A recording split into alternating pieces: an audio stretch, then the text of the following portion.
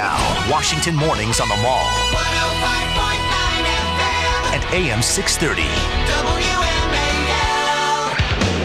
8:37 on WMAL, where Washington comes to talk. It's Brian Wilson, Chris Moody in today for Brian Neiman, who's on paternity leave, and we're welcoming the young Charlie Neiman into the world today. Congratulations to the Neiman household.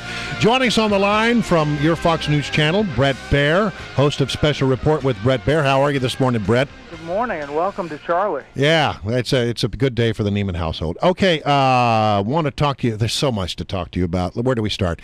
First of all, there is, I think, the question that's going to be driving the news cycle today is whether or not there was intelligence that suggested that these attacks were imminent. There is a report in a British newspaper, The Independent, and some other reporting around the country that suggests, around the world that suggests this as well, that maybe there was a warning 48 hours in advance. Here in the U.S., they're sort of futzing it a little bit, saying there was no actionable intelligence. Right. What are you reading into this, and what are you hearing over at the Fox News channel? Well, so far, the administration is pushing back hard against this story, and they are saying there is nothing specific. That's often the answer, that there's nothing specific, granular about an attack imminent in a specific place. That said, intelligence officials will tell you that it was the anniversary of 9/11. There was increased chatter over in the Middle East anyway, and this video had already surfaced, this trailer, this anti-Islam video, and so that was causing a lot of tension and angst in different groups. So they had already been monitoring things, but as far as specific attacks, they're pushing back against that. It does sound like it's possible. I mean, these stories are citing diplomatic sources. It's possible that somewhere in the diplomatic corps there is anger about this and the loss of someone who was very well respected in the diplomatic corps, Ambassador Chris Stevens. And there may be more to it. I think that will be the thread that a lot of people go on today. The other thing is that why wasn't security increased in these places? Not only the embassy in Tripoli, the consulate in Benghazi, the embassy in Cairo, and other embassies on the 11th anniversary of 9/11. On 9/10, you have a video from Ayman al-Zawahiri, who used to be the number 2, now the al-Qaeda emir, pledging jihad again against the U.S. And revenge for the death of another fighter. And the other thing that's sort of developing out there is that the president yesterday, during an interview with Telemundo, said that Egypt was not an ally, but not an enemy. And then the State Department spent a great deal of time trying to clean that mess up. And in the process of trying to clean that mess up, it seems to me, may have made it worse by saying, well, ally is a term of art, which if I was an American ally, I would go, really? It is? I thought ally meant something. Words are very important. It was a messy day at the State Department for Victoria Nuland to have to answer those questions in the face of what the president said to Telemundo.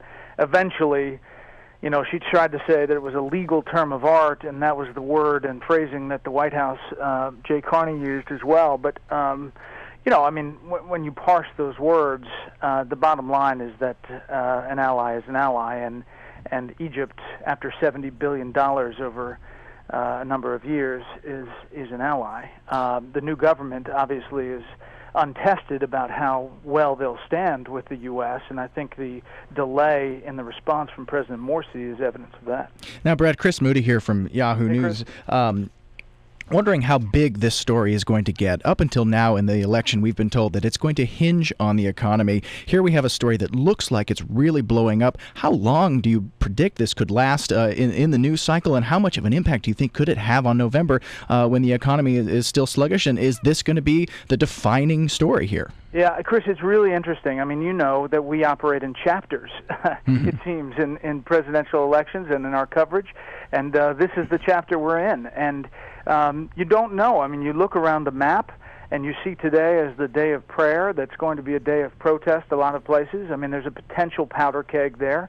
If it erupts and if things get measurably worse around the world, you have a situation.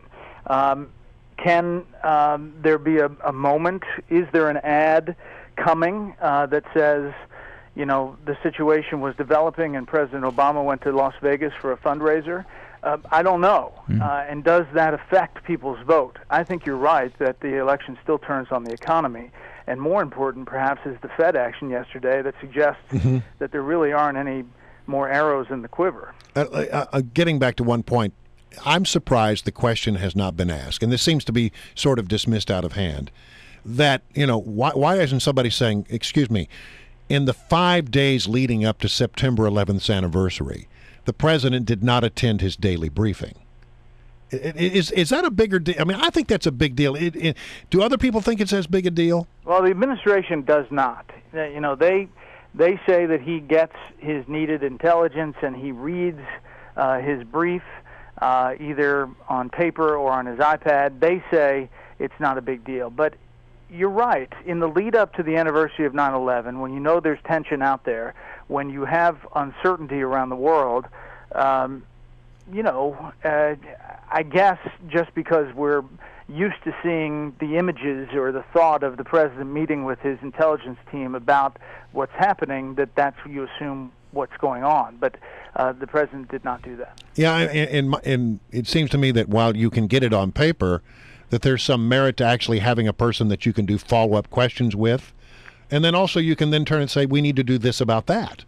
I don't know. To me, I think that's a bigger deal. I'm surprised that nobody seems to think it's important. Anyway, so state of play right now, these polls do indicate in some of the battleground states that perhaps President Obama is doing better post-convention. Yeah, definitely. And, people, especially conservatives, get all up in arms about the polling and who's polled. The Democrats are plus whatever, 7, 8, 9, 10.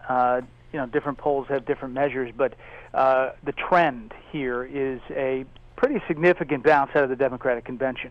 Now, these are, through Sunday, Monday, but we'll see what happens towards the end of this week.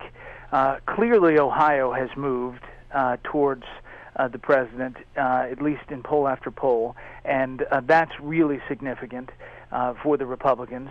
And the question is, when you look at polls versus you look at who's going to turn out, whether the enthusiasm, and most polls say the enthusiasm for Republicans is still very high.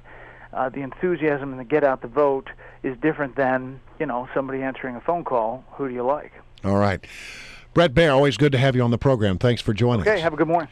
Listen, I want to say thank you to Chris Moody, who has joined us throughout the morning here in Mr. Neiman's absence. Thanks for joining us, Chris. Thank you for having me on. It's been a great